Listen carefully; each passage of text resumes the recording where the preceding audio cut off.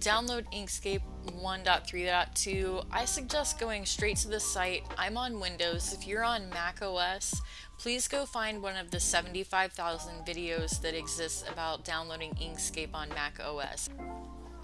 Okay, like I said, I have it on my computer already, but I'm fairly confident that if you've made it this far in life, are on a computer yourself, this part's going to be pretty self-explanatory, but we're going to hover over, acknowledge there's some clickability there.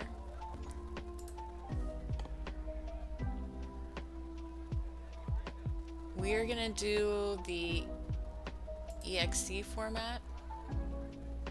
I have already downloaded the exe, so I'm gonna go to my downloads folder.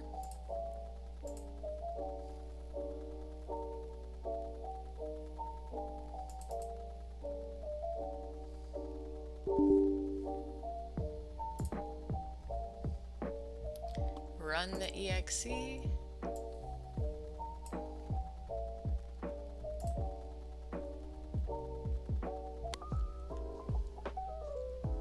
I'm going to pin this tab and then I will add the link in the description of the video. Now let's have a look at the punks folder, which is where I've got some sketches for the store. Alright, here's our new one. Let's get this over here. And before I forget, we're pinning this. Pin to taskbar. Alright, we don't need to look at that just yet because we really got to find the design.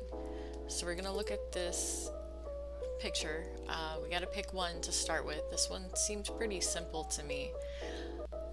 This is an HEIC file, which we're not going to be able to use in Inkscape. We're going to use the snipping tool, new,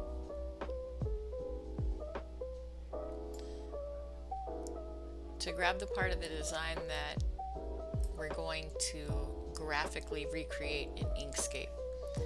Alright, so now we've got it copied. We have Inkscape ready. And I'm just going to Control V and throw that on there. Conveniently. Alright, we just got here, so we're going to pretend that we know absolutely nothing about how this thing works. Well, I'm going to pretend that you know absolutely nothing about how this thing works. So one of the first most important things you want to do is go ahead and set up your document properties, like how big of a document do we really need. And if we're creating a t-shirt design, I want to say it's like 12 by 17. That sounds really big. Let's look it up. We'll say standard t-shirt print area design space in inches. 11 by 11. Let's look at images. What's this? Pinterest coming through in a pinch. Okay. These are youth and this is adult. So it's looking like 15 by 18. Yeah, so 12 by 17 wasn't too far off. 16 by 18, 18 by 19, 19 by 21. 15 by 18, 15 by 18, 16 by 18. So you're going to give me an inch more width between an adult, medium. Interesting. See, this is West Coast Shirtworks. It's going to depend on, you know, what you're designing for. This one, 10-inch wide. What's the height?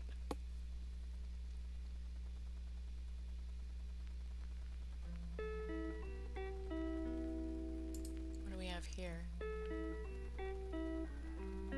Maximum screen print sizing. We're looking for something like this. How big is that? Full front is 10 by 12 or 10 by 14 tall. Alright, good enough for me. So we're going to do 10 by 12 for our designs. First keyboard shortcut, Control Shift D to bring up the document properties. Here we want to set the format to inches, IN. What did we say we're going to do? 10 by 12? Did I already forget it? 10 by 12. Enter. We'll look one more time. Control Shift T to bring up a tab that I just lost. That's 10 by 12 or 10 by 14 tall. Now, because we like to remember things, let's make a slide for this. This is the outline for the episode, but we're gonna branch out from that a little bit.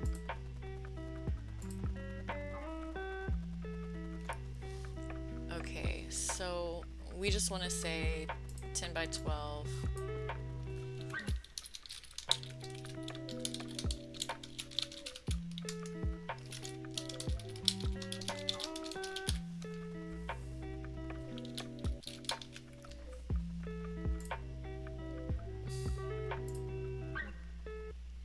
This will work.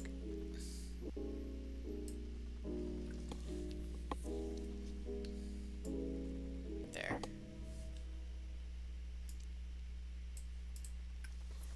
Alright, once again, here we are looking face to face at our notebook sketch. If I hold down the control button and scroll down on my mouse, I zoom out. I like to practice this. If you've been following along and you have Inkscape open and you now have a 10 by 12 design space with a very simple image that you've simply copied with your snipping tool, so I'll just call it snipping tool, pasted right in here, then you should be able to hold down the control button and zoom in and out. So we zoom in and out with control and scroll, and we move left and right with shift, scroll up and down. This makes it really easy when you want to zoom in for small details and such. I mean, you can use other things to do the same to zoom, but that's the easiest that I've found. So control to zoom in and out. Shift, we're going to move side to side. Shifting side to side makes more sense when you're scrolled way in and you just kind of want to move a little bit up and down. Obviously is up and down, but if you hold shift, now you're going to go side to side. Control to zoom out. Follow? Hopefully I didn't make anybody like nauseous with that. Alright, I'm going to click off of the image. So right now nothing is selected. We have one simple layer. We're not going to lock the layer. We're not going to do anything with layers in this series. We're going to hit it and quit it. We're going to get in and out with something very simple. We're not going to fuss with things too much. So the very first important simple thing you need to know, when you select this, notice that the arrows are all pointing in certain up and down diagonal direction. If I click this again, now it's in rotate mode, and you can tell because the arrows are different. They're pointing in different directions. They're curving around. So I definitely want to rotate this thing. That's not how you do it. You got to grab onto that little arrow like that. You can move the point from where you want to rotate by moving this. So let's say I want to rotate it off the corner. Then I would just do this. But we don't need to do that for this session. Now, the method that I want to use to try to work with this design might not work because the contrast here is extremely choppy. Right here it's very bright, and we can see that the flash has kind of eaten up some of this stroke. And then over here it's really dark. So we can use filters inside of Inkscape, but this is not where I like to use filters. Inkscape is where I like to build designs or build art, as it were, because most of the things I create are completely subjective and I'm the only one that likes them. But this is somebody else's work, so we're gonna call it a design. Now I'm going to select this and I'm going to see what I can get with a bitmap trace, which is my first thing to do always. No, it isn't. This is one of the biggest selling points for Inkscape for me, and I actually didn't start using it until recently. And I've been using this software for a really long time. So with our image selected, we're going to click on the path option. And in the first three options, number 3, you can see we have the option to trace this bitmap. What does that mean? It means we're going to create a vector graphic from a notebook sketch. Free. And in less than 5 minutes. But look at this poor quality. You say, I hear you, that's terrible. But look, we have options and what kind of trace we want to do. So we're going to try to get an auto trace and see what that yields.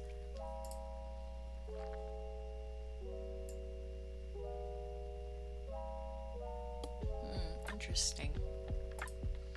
Alright. Color quantiz... We have to select this. Color quantization? No. Edge detection. Let's pull a little edge detection, see what we get there.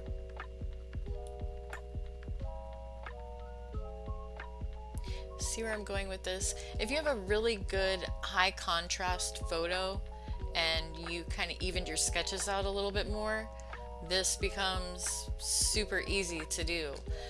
Matter of fact, I can actually print this thing out, make a whole better version of this, more high contrast, and then pull a much nicer bitmap from the image.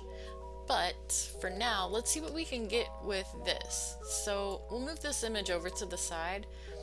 Let's concentrate first on this one and see if there's anything worth saving from this copy. This it almost looks like it says bevel because there's like the R doesn't have a foot, so it looks like the B just kind of tapers off. See, there is a little foot. The R has feet. Okay. Yeah, like a finer hand with a black marker on this before it goes into the Inkscape process is really going to make a world of difference. Because right now, to fix this or to work with it, well, with this copy anyway, I'd have to try to peel all of this off. And I mean, honestly, this should be run through GIMP first, you know, if there was no option to retrace it. Quick little backstory on the files that I'm dealing with. I got them sent to me from an iPhone to an iPhone. So I printed out the image and then I took a marker and I went over it, rolled dark, right? And then I took my telephone, which I actually have one of my own designs on it. Like, I am into print on demand. I'm just not great at it. Okay, so now we have the picture on the phone, right?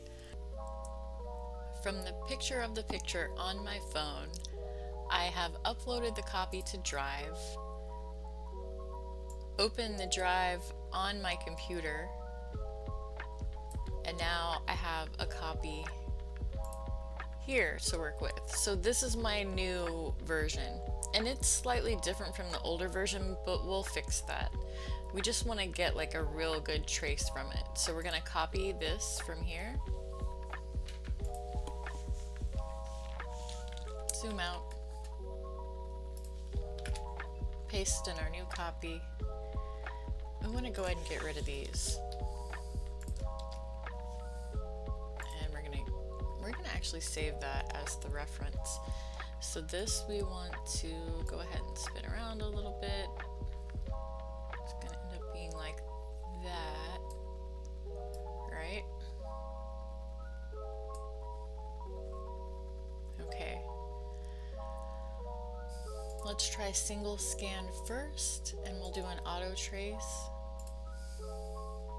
Still not great. We've got that darkness on the side.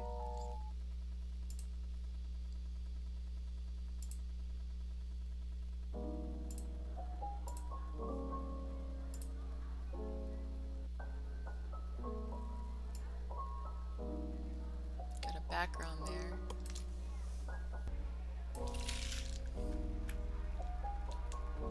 This is really good except for the side bit there.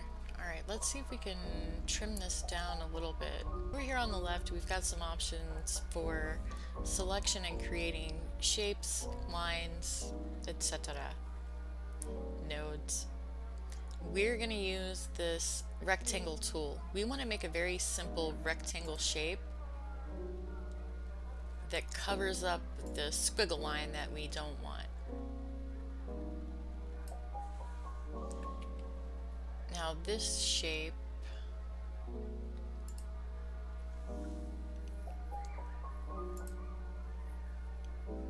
we want to create a path.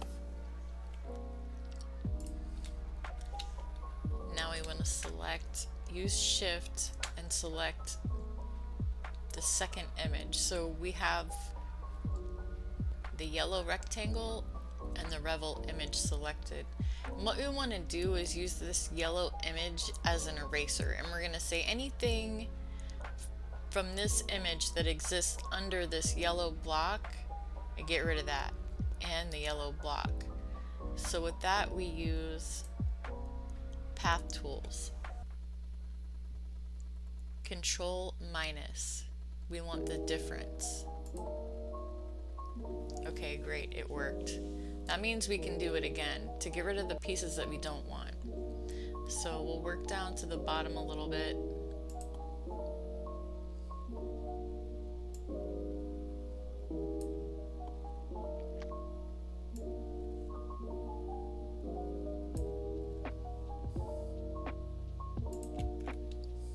Let's see if it'll work if we don't convert it to a path.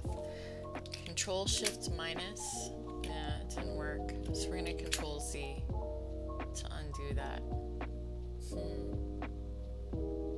It's taken all of that. Alright, let's see if making this a path will help. Object to path.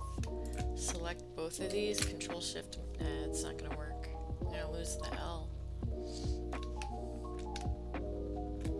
I could try to make a new trace of the L. That might work better. Alright, so we lost the L. We want to just do a little bit of cleaning up here.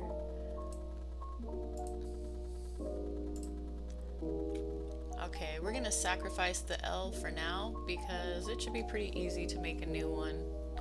And at this point, I mean, I don't know about not just tracing all of them because it's just really simple lettering. And once you do the bitmap trace, like if you don't have really straight lines and your work is kind of a mess, then you're going to have a ton of nodes. See these little speckles that we have left here?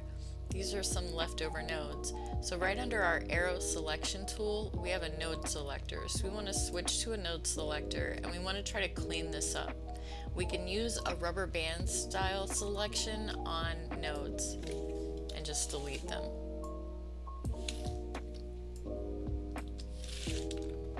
Actually, this isn't too bad. Got a few that are kind of twisted up in here. This is kind of a mess. And we're missing the L.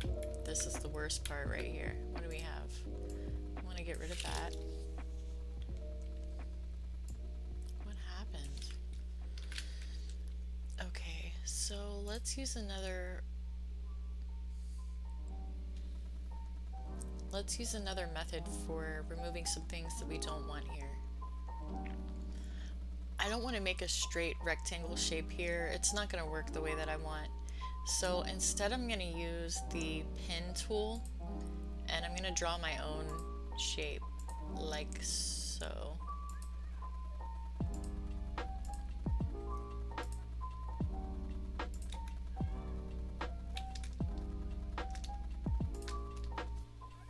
Control Shift minus. Okay, that is working. That's good. So now we have some clearly defined paths and can better clean this up. What else? What else looks troublesome? Alright, not bad, not bad. Let's try to get the L.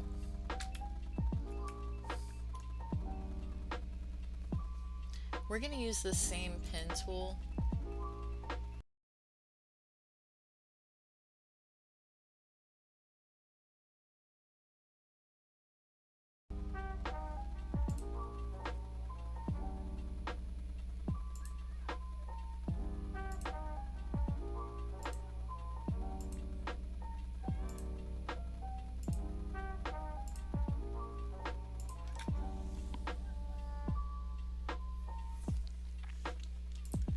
Alright, now we have a solid L shape.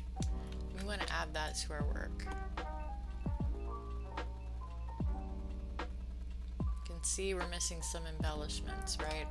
And even here, like we lost a little bit of the detail when we did this copy.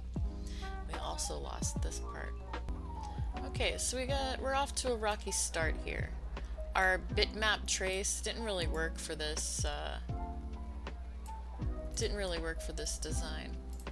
Let's go ahead and match these colors and group this up though. We're going to use the eyedropper tool to match the color of the L to the rest of this work. And then we're going to group all of this together. So we're going to Control G to make one full design. And we're going to attempt to fix our lost embellishments here. And maybe like smooth this puppy out. It's looking pretty gross.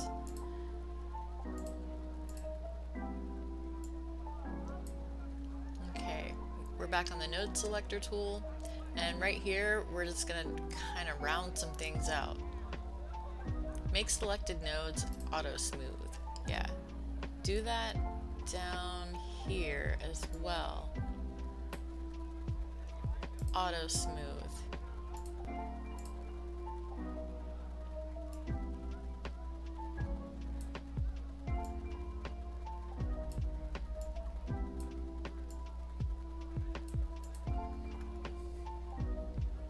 Let's thin this out a little bit.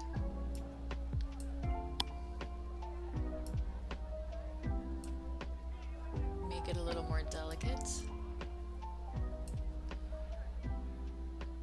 Make this one auto smooth, and this one as well. And we're going to select this and this. We have these two nodes selected, and we're going to click delete. We're going to do something similar over here. We want to keep this rounded, but we also want to use as few nodes as possible. So I want to keep this one, but I want to lose that one. So we're going to go ahead, well, first, yeah, we're going to go ahead and delete that one, and then we're going to put auto smooth here. And on this one, we're going to auto smooth it.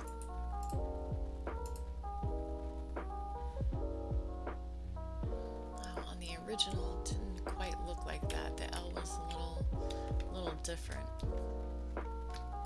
It's got like a swoop. I guess it does kind of have like a bit of a slant there, but I think it would look better if it didn't. So if we want to move this, change this a little bit, let's take the auto smooth off of there, and we can just simply pull these handles back in to make it sharp. We're going to pull it up here. And we're going to make this a little more delicate as well.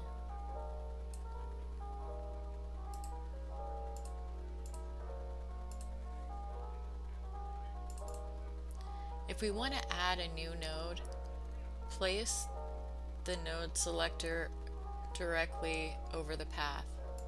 Click twice, and now you have a new node. So a node, this is a lot like, what are those? I forgot what they're called. Fill in the dots. Dotted. The pictures where you connect the dots. Yes, the connect the dots pictures.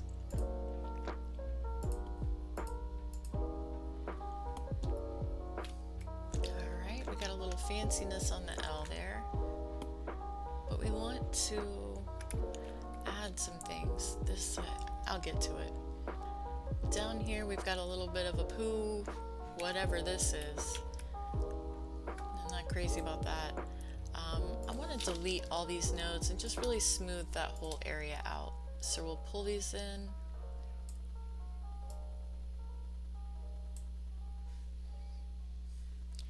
And the foot of the L, it needs to kind of swoop a little bit.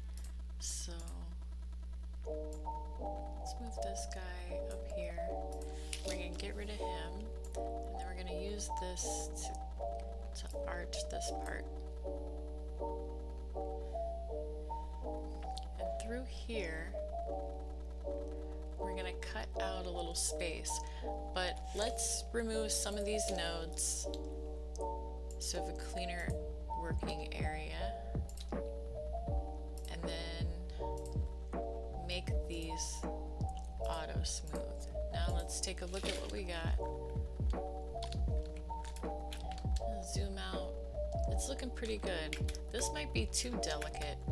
So if we want to make this bigger, we're going to move this along the path best we can. Pull this out a little bit.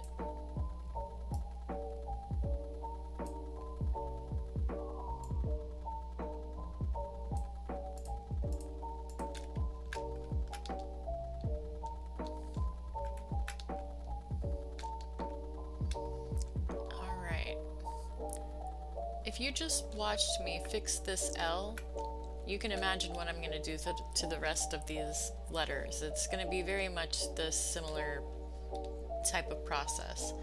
Pretty painstaking to watch someone go through it.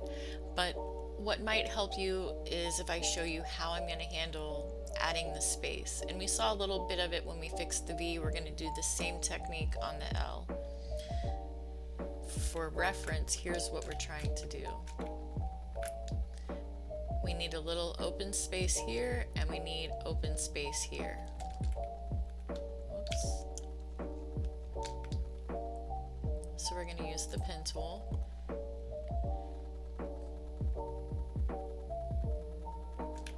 I need to zoom in more. There we go. Make a little line up there.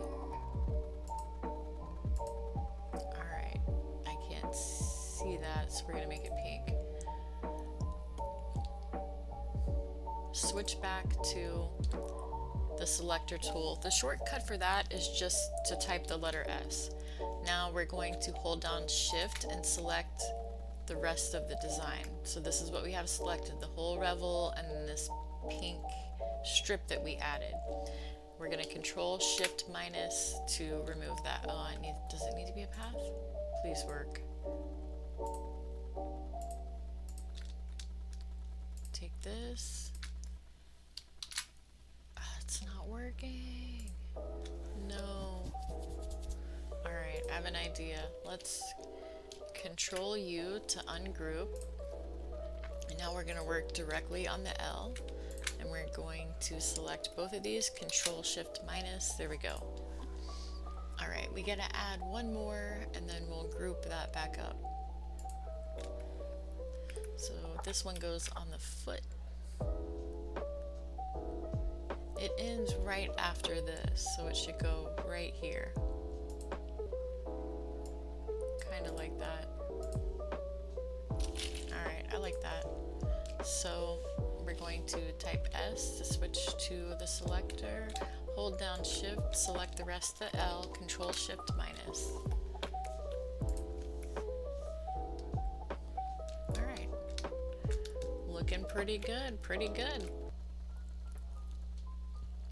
I think that's gonna do it for our introduction to Inkscape and some of the really basic possibilities of Inkscape. So much more than I can put in just one simple episode. But we'll definitely be working with this more as we build out the Old Punks Club online. We'll definitely be working with this more as we build out the old Punks Club online store. This is just the beginning. Looking forward to it. I hope everyone has a great day. Happy New Year.